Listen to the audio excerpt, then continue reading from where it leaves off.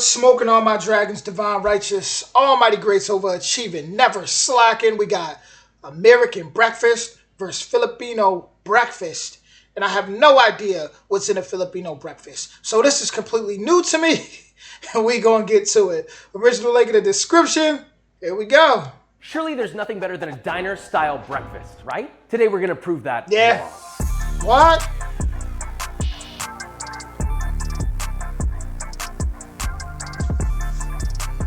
Thumbs up if you love food. Thumbs up.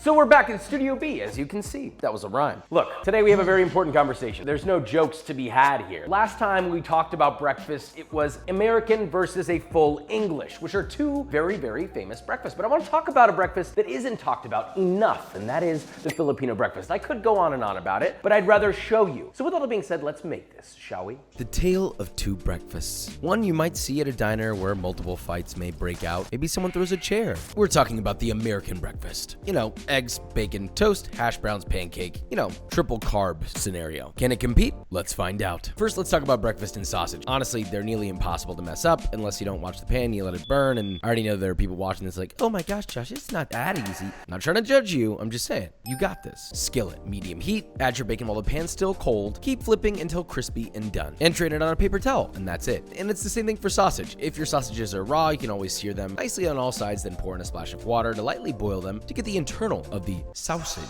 cooked. Once those two are done, just keep them warm. Oh, and please save your bacon fat. If you throw away your bacon fat, it's like throwing away money. Is that what you like to do? You just get $5 and you're like, oh, let me crumple that up and throw it in the trash can. And I'll show you why with our hash brown. If you want a single solid 10 to 12 inch hash brown, then all you need is 2 medium-sized russet potatoes. Peel them, grate them on the coarse side of a box grater, place that on a clean kitchen towel. None of that kitchen towel that's crusty and stiff and no one knows why. Season your potatoes generously with salt to taste, toss together, bundle up in your towel, hold over a bowl or the sink, and squeeze that into a big old ball to get as much juice out as possible. You know, there's nothing better than squeezing the juice out of your ball. Pop that into a bowl, add in a generous pinch of onion powder, and toss until evenly distributed. Now, heat a 10 to 12 inch cast iron skillet. This is actually enameled cast iron. Listen, a 12 inch is going to get you a wider, more flat hash brown, whereas a 10 will get you a thick boy. Add 2 tablespoons or 23 grams of bacon fat from earlier. Follow that with 1.5 tablespoons or 21 grams of butter. Heat over medium until hot, then add in your drained potatoes. Press it down to fill out the whole pan in one evenly thick layer. Cook undisturbed for about...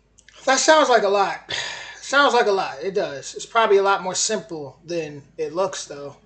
5 to 7 minutes, scrape underneath, flip, And he sticks the landing. Wow, some say potato, others say potato. I say riztato. sorry about that. Anyway, cook for 46 minutes or until the other side is crisp and your potato is cooked through. That's enough hash brown for 2 to 4 people. For the pancake, simply combine in a medium-sized bowl 2 cups or 300 grams of all-purpose flour, 1 tablespoon or 17 grams of baking powder, 2 tablespoons or 24 grams of sugar, half a teaspoon or 4 grams of fine sea salt, whisk together till combined, then add 1 3/4 of a cup or 355 grams of buttermilk, that's buttermilk, and 2 whole eggs. Whisk together until combined, also 2 tablespoons, yeah Josh, 2 tablespoons of stainless steel. Nice. 2 tablespoons or 24 grams of vegetable oil, not stainless steel. Medium-sized nonstick skillet. Over medium heat, grease it up. You know, you can use pan spray or just a light coating of oil. Once it's hot, add a small ladleful of your batter in the pan. Spread it out a little. Cook for a couple of minutes until halfway set. Flip and repeat on the other side, about 2 to 3 minutes per side. Add that to a plate and repeat with all of your batter. Look, frying eggs seems to scare people. Listen, Papa's got you. Papa's...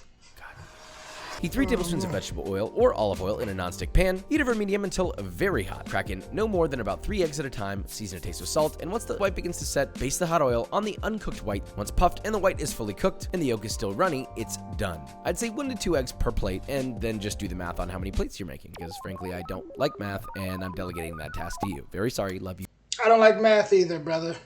very much. Serving this is simple. Load up your plate like you're looking at a Denny's ad, then step aside because a new challenger has appeared, the Filipino breakfast. First, we begin with tocino, which is kind of like bacon if it was born in the Philippines and low-key better. You'll need 2.5 pounds or 1.1 kilos of pork Boston butt. Do not trim it, okay? You want the fat. Slice it thinly, then in a bowl, you're gonna combine half a cup or 80 grams of light brown sugar, 4.5 tablespoons or 65 grams of pineapple juice, 1 tablespoon or 11 grams of kosher salt, 2 tablespoons or 32 grams of rice vinegar, 2 tablespoons or 32 grams of soy sauce, 3 cloves of garlic garlic grated, season lightly to taste with salt, mix it together, and optionally, but many do this, add 2 drops of red food coloring to get that extra red look. You know, it's supposed to basically simulate a cured look. Add your pork and toss to coat, then just let that marinate in the fridge for 3 days before cooking. You can do 24 hours, but it's specifically noted that 3 days is the tradition. Now you're gonna cook it exactly like you do with bacon. Granted, it's gonna look a little different, but medium heat, add it to a cold pan, and constantly flip until you get some nice dark colors and it's cooked through. Although this is mostly fresh meat, you can and should get a little char on it. You won't regret it.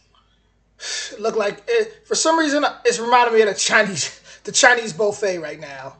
It's just that's like I don't know, Chinese buffet, which I mean that's good though, real good. This is more like a bacon steak. Also, a lot of the crew kept calling this Totinos, and now I understand why you all judge my pronunciation so often, so thank you for that. Moving on to what looks like may just be breakfast sausage, but no, this is the sausage. We handcraft every Stearns & Foster. The sausage. Okay, let's learn about it. Sure, they may not always be long, but they taste great. Keep your mind out of the gutter. So you'll need about 2 3/4 pounds or 1.2 kilos of ground pork. You want the fattiest stuff you can find. Mine here we ground fresh and it's 60% lean, so it's real fatty, brother. To your ground pork, add 5 teaspoons or 11 grams of kosher salt, 2 teaspoons or 5 grams of smoked paprika, 1 teaspoon or 3 grams of freshly ground black pepper, 3 tablespoons or 48 grams of soy sauce. Listen, if you're making this recipe, Silver Swan, gonna be what you want to use. 2 tablespoons or 28 grams of white distilled vinegar, mix together thoroughly, plus 1 tablespoon or 94 grams of dark brown sugar and 12 cloves of garlic grated. Please don't try to be a silly little goose and put anything less than 12 cloves of garlic, okay? It's either 12 cloves or more. Mix that bad boy together and, well, sure, you can add this to some sausage casings, but I know that not everyone has a sausage stuffer, so here's a secret method for links. Simply add enough ground meat to a sheet of parchment so when it's rolled up into a sausage, it's about a ½ inch thick. Get it into a sausage shape as best you can, reaching almost the width of your parchment, then tightly roll up the parchment to hold its shape, roll it all the way up, and boom, evenly sized cylinder. Repeat with all of your meat in individual sheets and place in the freezer as you work. You're just gonna want to chill this for about 15 to 20 minutes before using. Cut it into 3 evenly sized pieces. These are actually not that even. That could have been much better. Don't do that. Unroll it, and you can cook these the exact same way that you did the breakfast sausage from the American version. Do be aware that these char pretty quickly, so fluctuate the temperature as needed. Anyway, once you've cooked that on a medium to medium low pan, flipping constantly, you're met with a perfectly cooked longanisa. Repeat with all of your sausage. Now we saved the best for last. To me, this fried rice is worth its weight in gold. And it's not only the easiest fried rice that there is, but it's the backbone of what makes this breakfast special. So no pressure. First, you need to peel and mince 15 cloves of garlic. You already know the Filipino version knows what the You gotta love cooking. You got it to do this. Like I like to cook, but I'm one of them people like it's weird. I be wanting to wake up and I got so much to do. It's time consuming. Like I wish I had more time to sit down, and then I feel like every time I do want to get specific with things, it's like, oh, I forgot this thing. Because it's like so much little details you got to focus on. And if you're missing one thing, I feel like it just don't be right.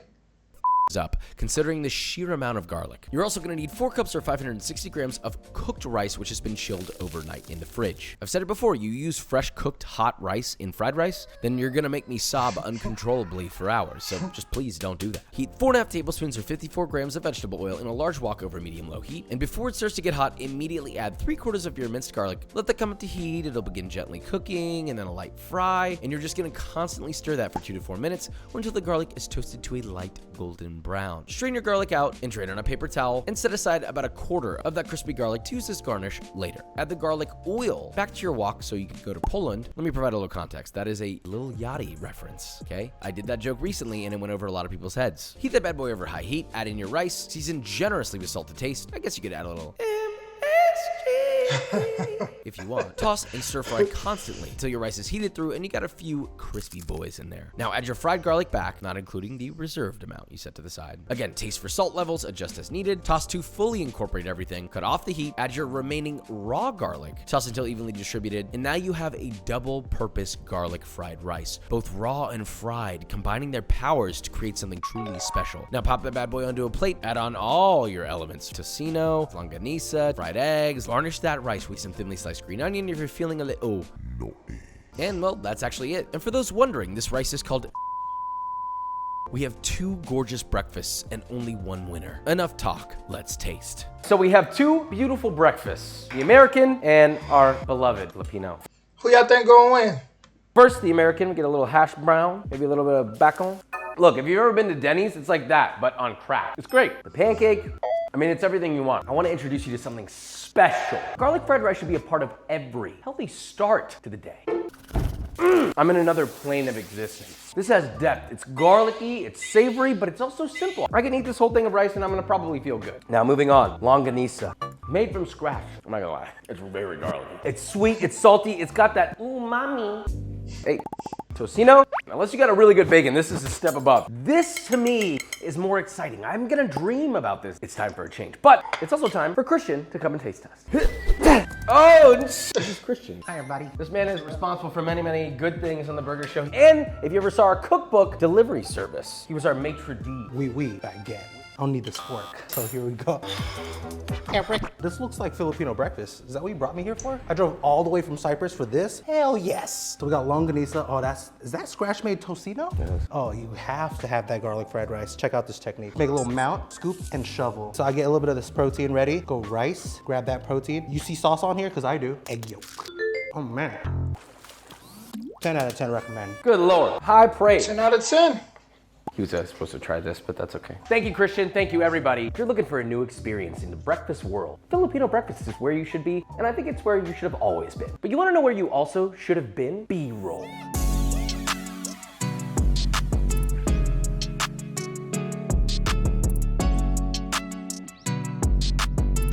Hold on, that beat hitting kind of hard right there. Hold on.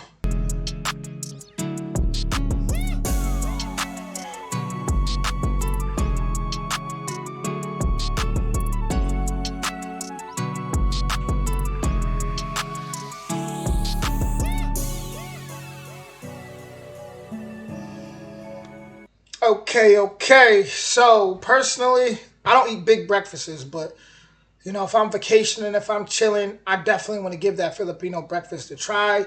It just looks different. Like I said, when he was making the what was it like like a Filipino type of bacon or something, and I'm like, it reminds me of the Chinese buffet. You know, it reminds me of like getting some food there. So it's like, even though it's breakfast, but hey, you know, it just looks like it would hit different. I guess that's what I'm trying to say.